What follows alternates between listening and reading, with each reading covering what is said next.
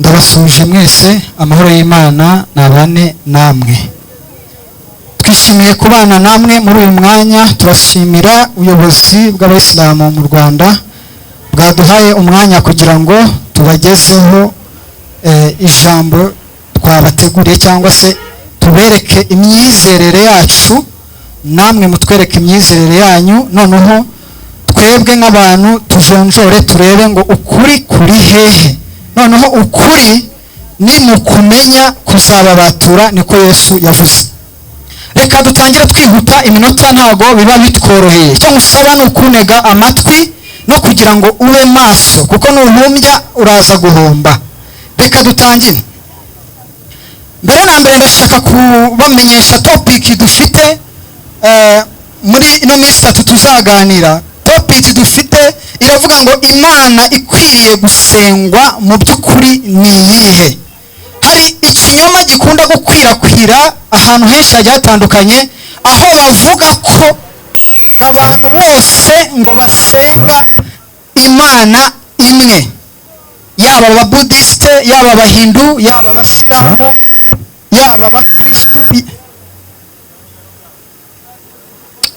yaba Abakristu, noneho bakagenda berekana ngo dusenga Imana imwe.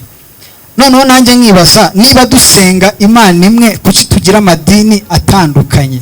Igisubizo ni iki, ngo impamvu amadini atandukanye nuko n'imyizerere n'imyemerere itandukanye. Ndetse topic ndashaka kugira ngo tuyinjiremo, kandi ndizera ko muri buze gusobanukirwa Imana ikwiriye gusengwa mu by'ukuri ni iyihe.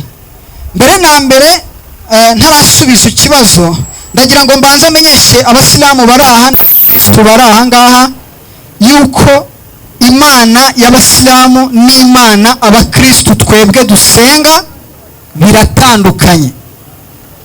Biratandukanye nk'uko Qur'an ibivuga turi buze kubireba, biratandukanye nk'uko Bibiliya ibivuga turi buze kubireba. Kuko iki giterane turakoresha Bibiliya, dukoresha na Qur'an kandi ku buryo bungana, byose turabizi. Icya kabiri turi buze kureba, turareba ngo niba Imana y'Abasilamu itandukanye n'Imana y'Abakristo, n'ijuru Abasilamu bagomba kuzajyamo rya Firdaus babigisha ritandukanye n'ijuru Imana Uwiteka izaha Abakristo abemeye Yesu Kristo nk'umwami n'umukiza w'ubugingo bwabo. Ijuru bazajyamo ritandukanye n'ijuru Abasilamu bazajyamo.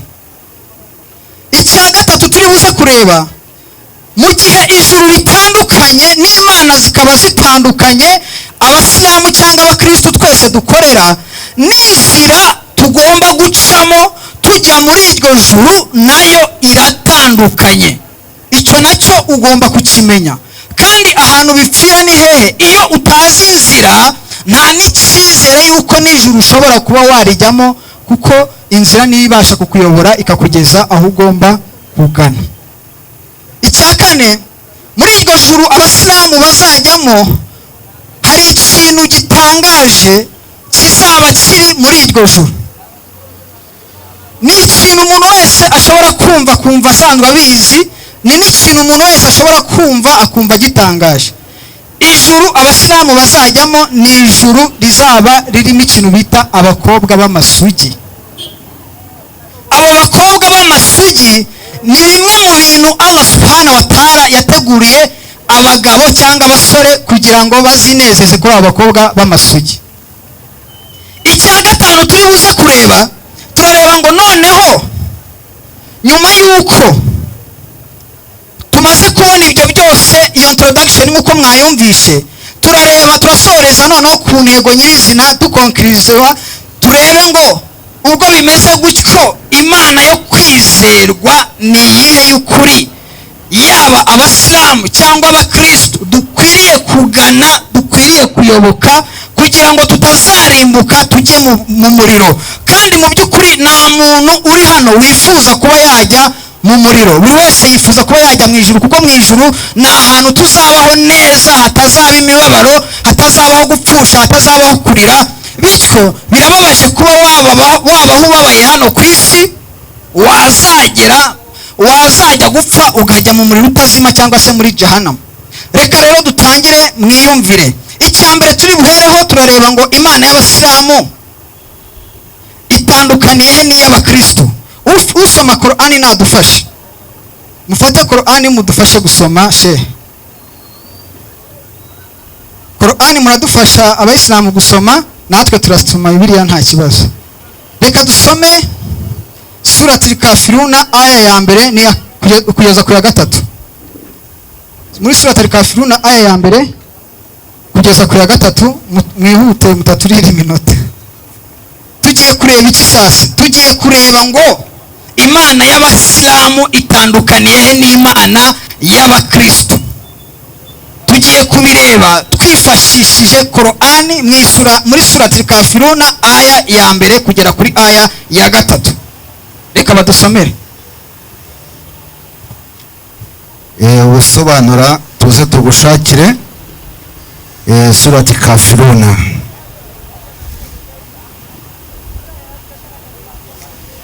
Cyangwa ngende ariko inyandiko iratubwira ati yemwe mwabahakanye mwe. Reka nisomere nibyo byiza. Nisomere muzajya mureba ko ntari kubabeshya kugira ngo iminota yanjye nyimanaging, sibyo? Suratul kafiruna aya ya mbere kugera ku ya gatatu haravuga ngo vuga yewe Muhamadi uti yemwe mwabahakanye mwe, singaragira ibyo mugaragira kandi namwe ntimugaragira uwo ngaragira. Iyi sura Muhamadi ayihabwa, Allah yamubwiraga yuko abatemera Allah cyangwa se batari abasilamu ari abahakanyi. Bityo kuba ari abahakanyi batemera Allah, bafite indi mana basenga itandukanye na Allah. Akongera akababwira yuko Muhammad agomba kwatura akavuga yuko adasenga imana y'abo bahakanyi ari bo bakristo. Abakristo bafata abasilamu nk'abahakanyi, n'abasilamu bagafata abakristo nk'iki? Nk'abahakanyi. Ibyo ntabwo mbitindaho. Kandi namwe ngo ntimugaragira uwo ngaragira. Iyi sura ubwayo itwereka yuko abasilamu bafite imana yabo, natwe tukagira imana yacu nk'abakristo. Icyo ngicyo tumaze kukivaho. Icya kabiri, n'ijuru abasilamu bavuga bazajyamo ritandukanye n'ijuru abakristo twebwe tuzajyamo.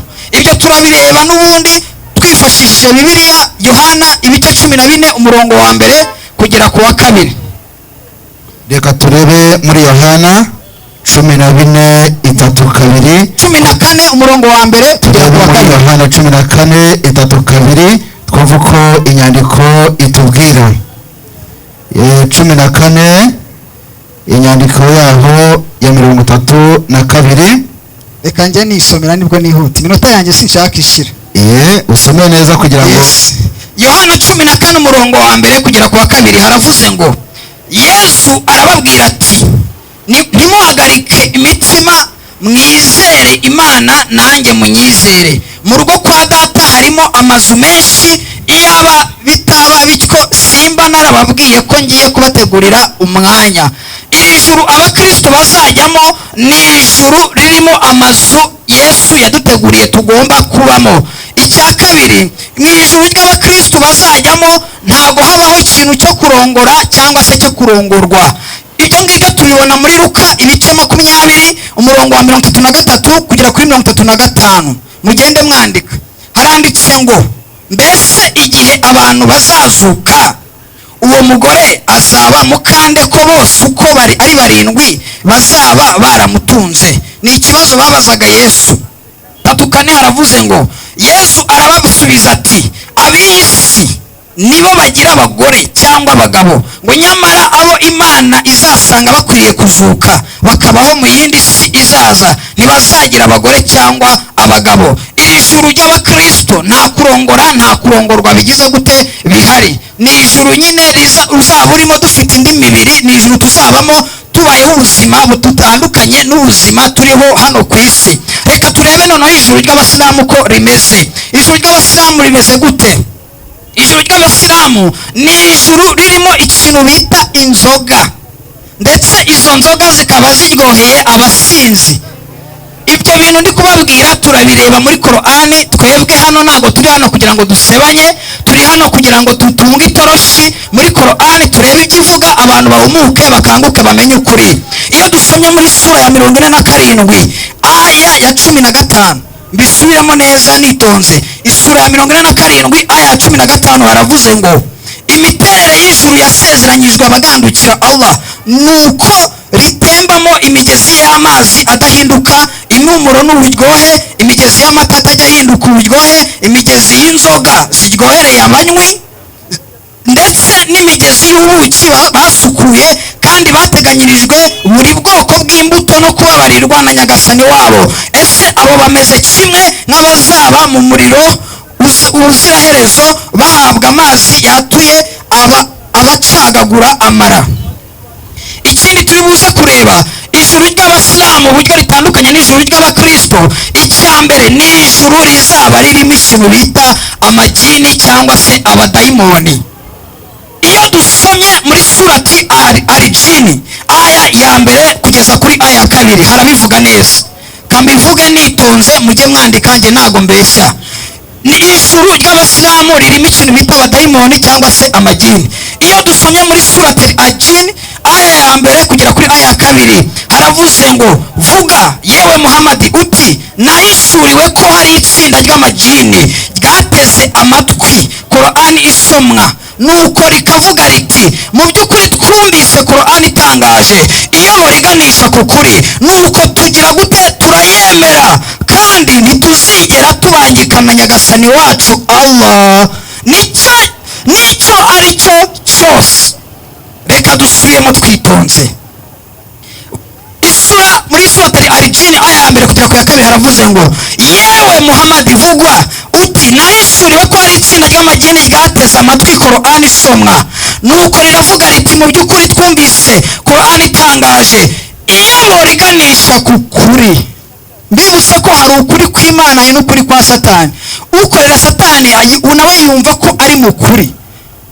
Amajini aratubwiye ngo nahishuriwe ko hari itsinda ry'amajini ryateze amatwi Korani isomwa, nuko rikavuga riti mu by'ukuri twumvise Korani itangaje iyobora iganisha ku kuri, nuko turayemera kandi ntituzigera tugira gute tuyibangikana na nyagasani wacu Allah n'ikintu icyo ari cyo cyose. Yaba amajini yaba abadayimoni yaba n'abasilamu bafatanyije kugira Imana imwe, bafatanyije kwizera Allah. Niyo mpamvu nijoro abasilamu bazajyamo rizaba ririmo n'amajini n'abo badayimoni. Ni ijuru rero ritandukanye n'iry'abakristu, kuko ijuru ry'abakristu ryo nta mudayimoni nta Satani nta myuka mibi izahakandagira. Ikindi turi buze kureba, turareba ngo n'inzira tugomba gucamo ijya muri iryo juru iratandukanye, n'inzira abakristo ducamo tujya mu ijuru nagira gute iratandukanye. Iyo dusomye muri surati Bakara aya ya 25, surati Bakara aya ya 25 haravuze ngo kandi uhe inkuru nziza babandi bemeye bakanakora ibikorwa byiza, kuko bazagororerwa ubusitani butembamo imigezi y'ijuru, buri uko bazajya bafungurirwamo imbuto bazajya bavuga bati izi nizo twafungurirwaga imbere, ndetse bazazihabwa zisa nk'izo baryaga ku isi ariko zitandukanye mu buryohe. Bazanagororerwa abafasha basukuye kandi bazanabubamo ubuzira herezo. Iyi nzira abasilamu bacamo cyangwa se uburyo bacamo bakorera Imana yabo Allah subhanahu wa ta'ala ni uburyo bubasaba gukora imirimo, na iyo mirimo bakora myiza ikaba ari igomba kuzabahesha iki ijuru. Mu gihe twebwe nk'abakristo inzira ducamo kugira ngo tuzajye mu ijuru ni inzira imwe. Yesu niwe nzira, niwe twemera tukamwizera tugatsindishirizwa no kwizera Yesu. Uko kumwizera bikaduha imbaraga tukakira ubuntu bw'Imana. Ubwo buntu bw'Imana bukadushoboza gutsinda ibyaha. Ubwo buntu bw'Imana twakiriye bukadushoboza gukora ibitangaza, bukadushoboza gukiza indwara, bukadushoboza gukandagira hejuru y'imisozi n'ibituremerera byose. Haleluya. Ikindi gikurikiyeho sasa ni uko ngo bazagororerwa ikintu bita abafasha basukuye. Nibagera mu ijuru ikintu cya mbere bazagororerwa kindi kisumbuyeho, bazabaha umufasha. Umugabo mwegeranye mumbwirire ngo hari umufasha uguteganyirije muri iryo juru ry'abasilamu. Umufasha arahari, wamubwira utabimubwira. Ahubwo ndibaza ngo abagabo bo kuki batababasigiyeho? bivuze ko nta mugabo wenda ushobora kujyayo simbizi, ariko abagore bagize gute, barabitswe. icya kane tureba ni ikihe muri iryo juru ry'abasilamu? ni uko Allah subhanahu wa ta'ala yateguriye abagabo abasore amasugi. ntumbaze ngo ayo masugi nayo kubakoresha iki, ariko mu byo yabateguriye nk'agahimbazamusi cyangwa nk'igihembo cy'uko mwakoze imirimo myiza harimo amasugi. reka dusomwe muri Korani twumve ko ari byo ntarimo ndabeshya. sura ya 55 aya ya 56. isura ya 55 aya ya 56 haravuze ngo ubwo busitani bwombi buzaba burimo abagore bubika amaso yabo kubera ikinyabupfura, batigeze bagira umuntu cyangwa ijini bakoraho kuva mbere bakiri amasugi. rero ikindi kintu cya gatanu, reka dusoreze kuri ino ngingo ya nyuma ivuga ngo ubwo tumaze kureba ubwo imana zitandukanye n'inzira imana zitandukanye, imana Allah itandukanye n'uwiteka, n'inzira ducamo tujya mu ijuru nayo biratandukanye, ndetse n'ijuru abasilamu bagomba kujyamo ritandukanye n'ijuru abakristo twebwe tuzagira gute, tuzajyamo. reka noneho turebe ngo twibaza kino kibazo ngo ubwo bimeze gutyo, ninde wahaye ubutumwa Muhammadi cyangwa ninde wahaye Korani Muhammadi, kugira ngo tumenye neza ko ahantu ari kutuganisha Muhammadi ari mu ijuru cyangwa se atari mu ijuru. ibyo byose tugomba kubireba kugira ngo tumenye ko imana dukorera ari ukuri cyangwa atari ukuri, dushingira ku butumwa Muhammadi yazanye cyangwa ubwo Yesu yagize gute, yazanye. reka turebe rero, mbere yuko tubireba tubanze twibaze ngo marayika Jibrili mwese muramuzi abasilamu? marayika Jibrili muri Bibiliya niwe bita marayika Gaburiyeli. uyu marayika Jibrili ni umumarayika w'iki, w'Imana. uyu marayika Jibrili, umwanzi wa marayika Jibrili nta muntu wakanga marayika w'Imana adakorana nande, na Satani. bivuze ngo umwanzi wa marayika Jibrili nawe ni umudayimoni cyangwa n'umwanzi, akorana nande, na Satani. reka dusome surati Bakara aya ya 97. surati Bakara aya ya 97 haravuze ngo, surati Bakara aya 97, iminota yagendanye. vuga ati yewe Muhammad uti uwaba ari umwanzi wa marayika Jibrili kubera ko ari we wakuzaniye ubutumwa, mu by'ukuri amenye ko Jibrili mu by'ukuri yayimanuriye Korani akayishyira mu mutima wawe ku burenganzira bwa Allah, kugira ngo ishimangire ibyayibanjirije ibitabo, ibe umuyoboro n'inkuru nziza kubemera.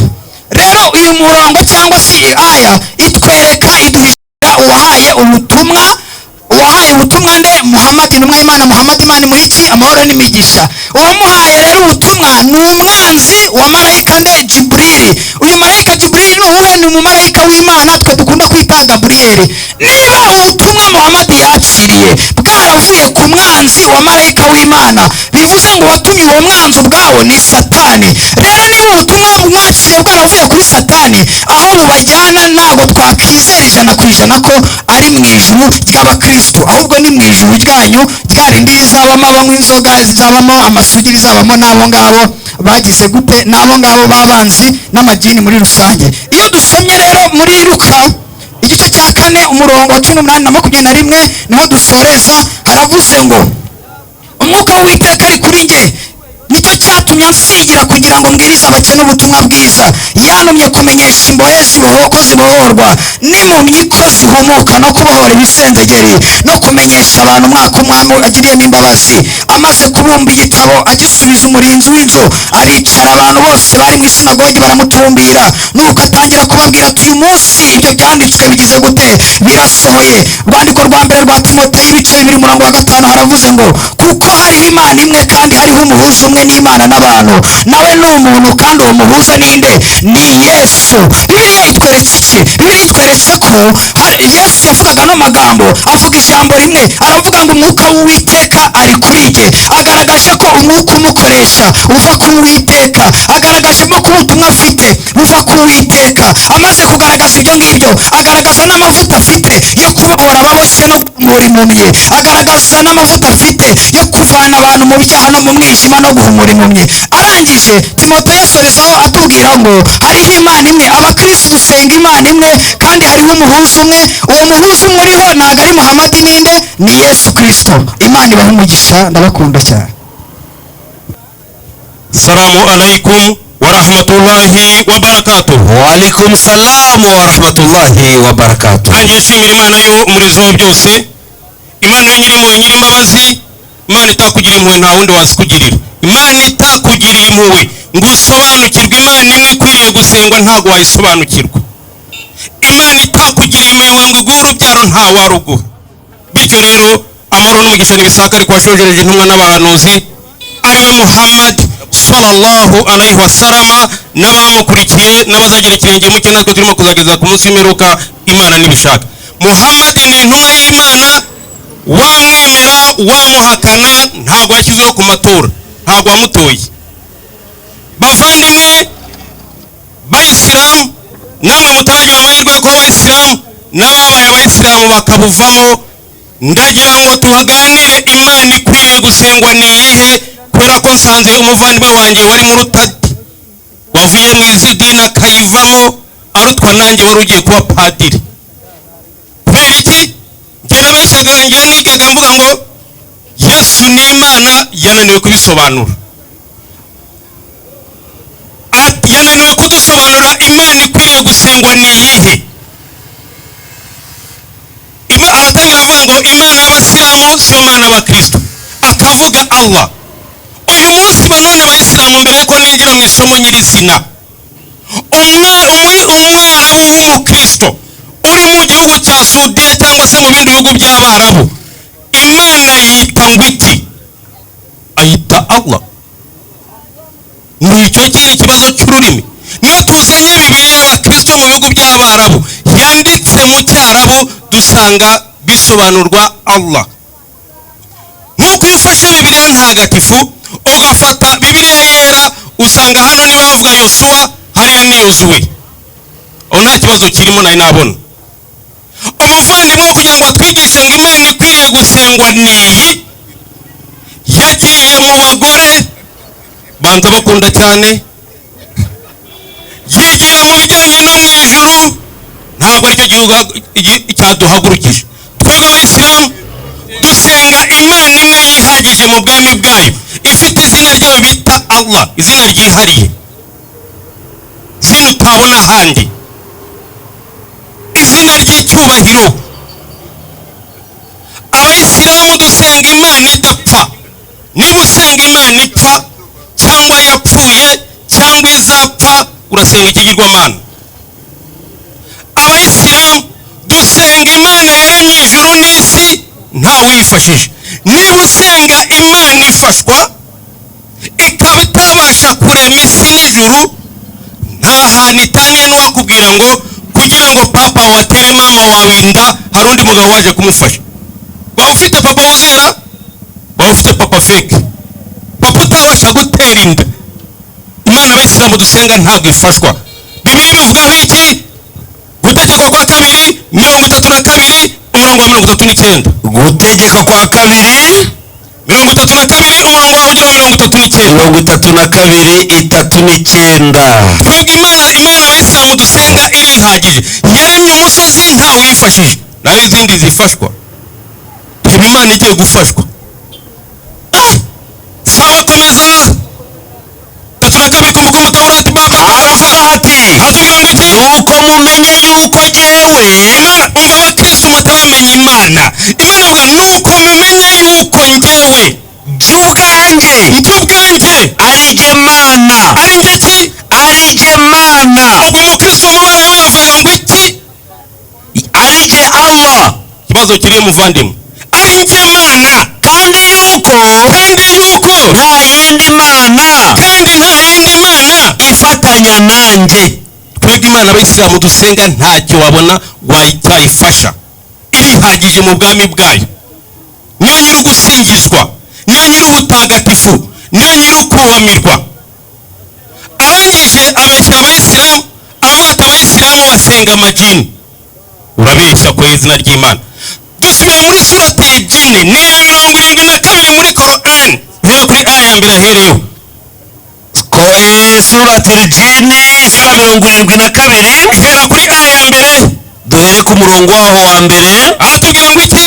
Imana yaravuze iti, Imana yabwiye intumwa Muhammad, arayibwira iti vuga uti, yewe Muhammad babwira uti nahishuriwe ko hari itsinda mu majini wumvise Muhammad yahishuriwe ko hari itsinda mu majini ryumvirije ryagiye kumviriza rikavuga riti, rikavuga riti mu by'ukuri twumvise Qur'an itangaje, twebwe twumvise Qur'ani itangaje, irayobora ku kuri, Qur'ani irayobora ku kuri, turayemera twebwe abayumvirije turayemera kandi ntituzabangikanya nyagasani wacu ntabwo tuzabangikanya Imana umuremyi wacu icyo ari cyo cyose. Imana iravuga ngo baravuga bati ntabwo tuzabangikanya Imana n'icyo ari cyo cyose. Natwe abayisilamu ntituzabangikanya Imana na Muhammadi, bizaba ari icyaha. Ntituzabangikanya Imana na Yesu, bizaba ari icyaha. Ntituzabangikanya Imana n'ibiremwa byayo. Ko niko kuri. Arangije abasilamu baravuga ngo muri Qur'ani ngo igice cyaho cya 4 ngo abayisilamu bazajyanwa mu ijuru nuko bakoze imirimo. Ni ukuri. Mwebwe muzajyanwa iki n'umudakora imirimo?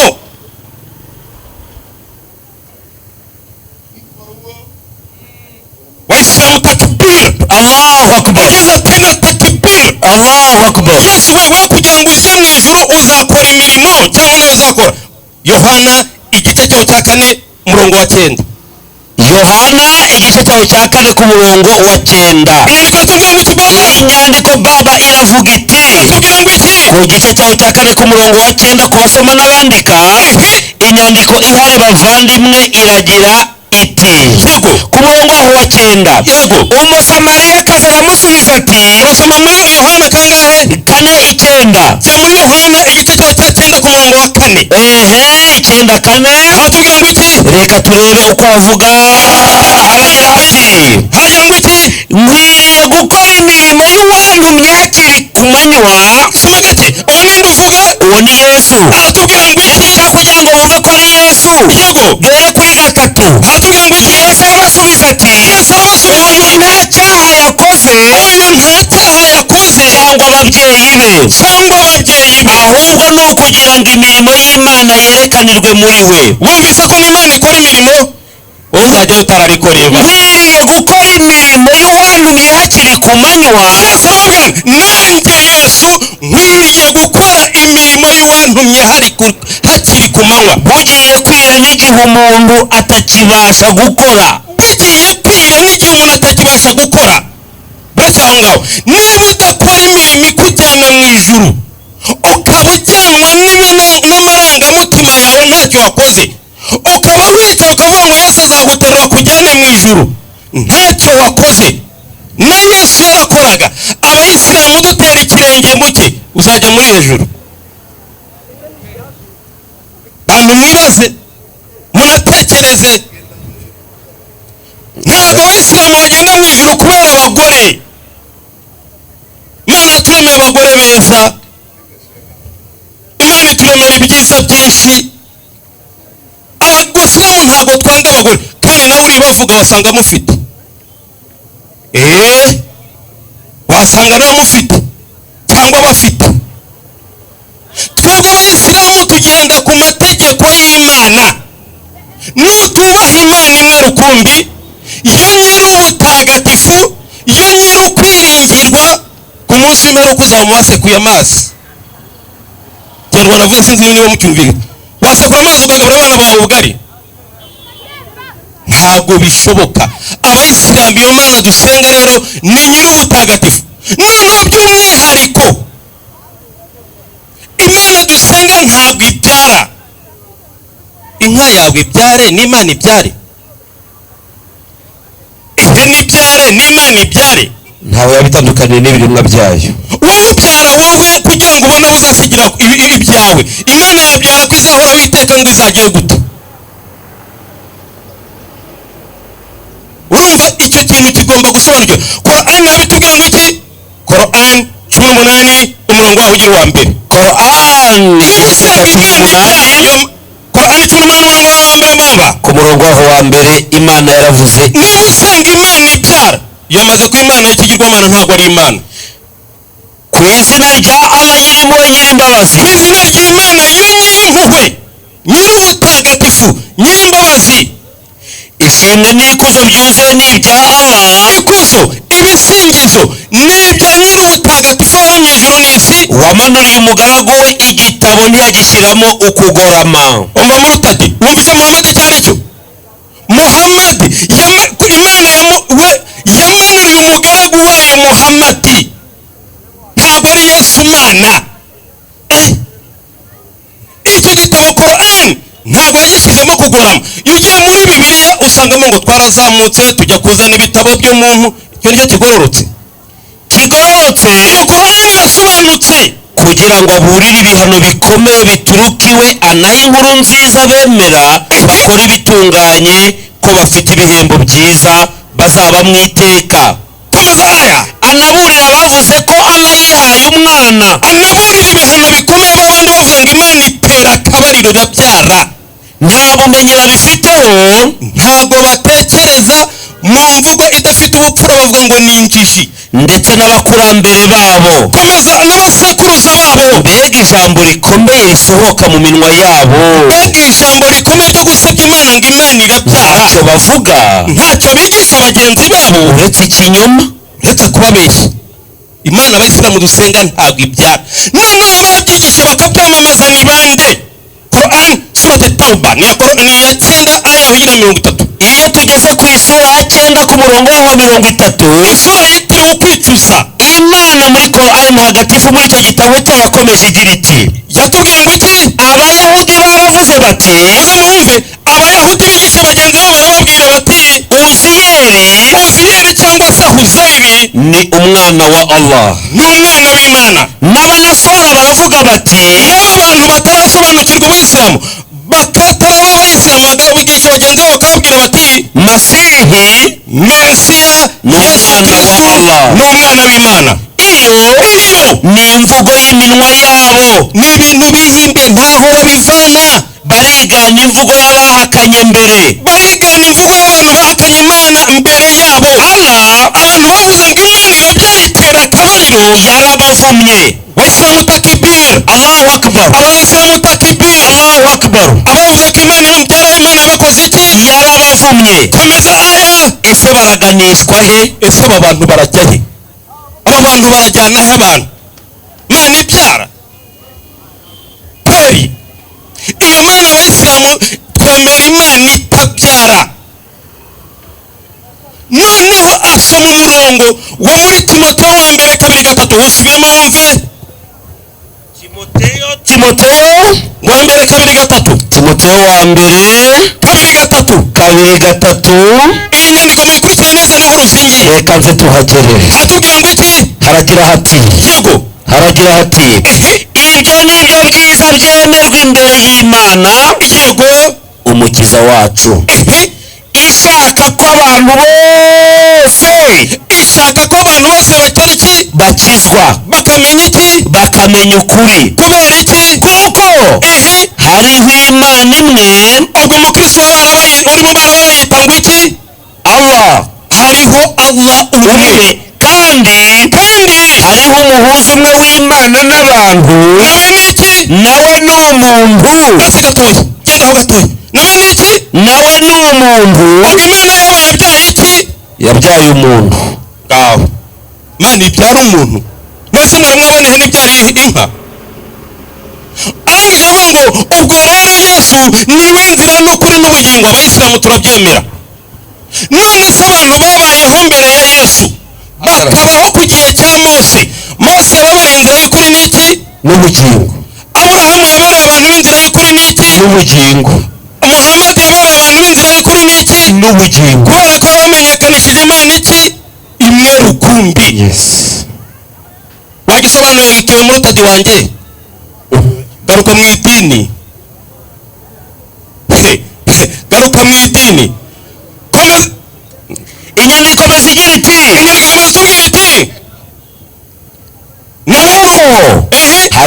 imana imwe kandi hariho umuhuza umwe w'imana n'abantu, hariho imana imwe kandi hariho umuhuza umwe w'imana n'abantu, nawe ni umuntu, nawe ni iki? ari we Yesu Kristo. Yesu Kristo yaje kwigisha abantu ngo bahuze n'iki? N'Imana. ntabwo yaje kwigisha abantu ngo bamukore iki? Bamuhindura Imana. niba musenga bizagenda bite? Bazajya mu muriro. Yesu yabisobanuye Matayo 15:6. Matayo 15:6. ese bakristo, ese basilamu dusenge Yesu cyangwa dusenge Imana imwe?